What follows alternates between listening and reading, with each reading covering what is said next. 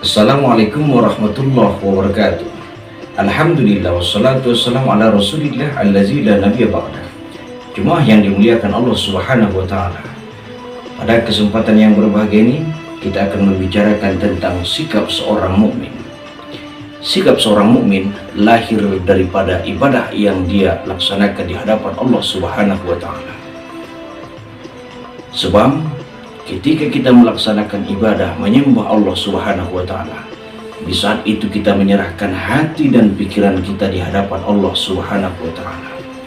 Ketika hati dan pikiran yang kita serahkan kepada Allah, tentu hati ini diperbaiki, tentu pikiran ini dijaga dan diawasi oleh Allah subhanahu wa ta'ala.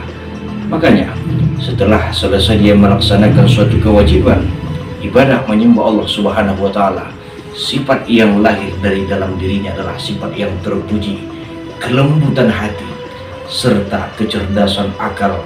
Sebab akal dan hatinya telah dipertemukan dengan Allah subhanahu wa ta'ala di saat dia bersujud, beribadah menghadap Allah subhanahu wa ta'ala. Lain hal orang yang menyembah Allah di dalam sholatnya, namun hati dan akalnya tidak kepada Allah subhanahu wa ta'ala. Itulah kenapa Allah mengancam di dalam Al-Quran, fawailul lil musallin, celakalah orang-orang yang sholat, yaitu mereka hatinya bukan kepada Allah subhanahu wa ta'ala. Jasadnya menyembah Allah, namun hati dan pikirannya bukan kepada Allah. Sifat yang seperti ini, ibadah yang seperti ini tidak akan mampu merubah kepribadiannya. Namun lain hal bila sholat itu diisi dengan mengingat Allah subhanahu wa ta'ala. Inna sholata tanha anil fakhsyai wal munkar. Sholat bisa mencegah perbuatan seorang dari yang keji dan yang munkar.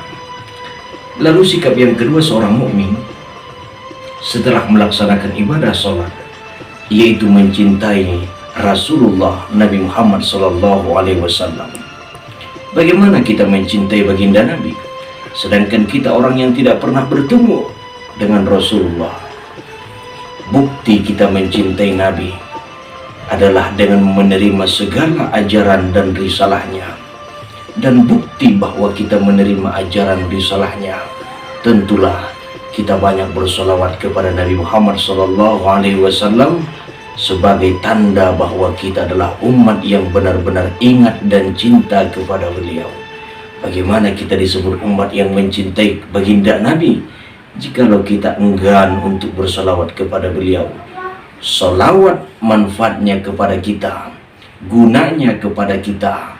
Salat juga demikian, guna dan manfaatnya kepada kita.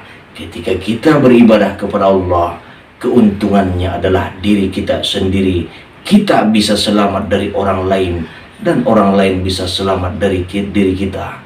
Inilah seorang muslim yang sejati. Oleh karena itu, pada kesempatan yang berbahagia ini, dua poin yang utama. Mari kita beribadah dengan hati dan pikiran ketika menghadap Allah subhanahu wa ta'ala. Dan bukti cinta kita kepada baginda Nabi adalah dengan bersolawat kepadanya. Terima kasih. Mohon maaf. Assalamualaikum warahmatullahi wabarakatuh.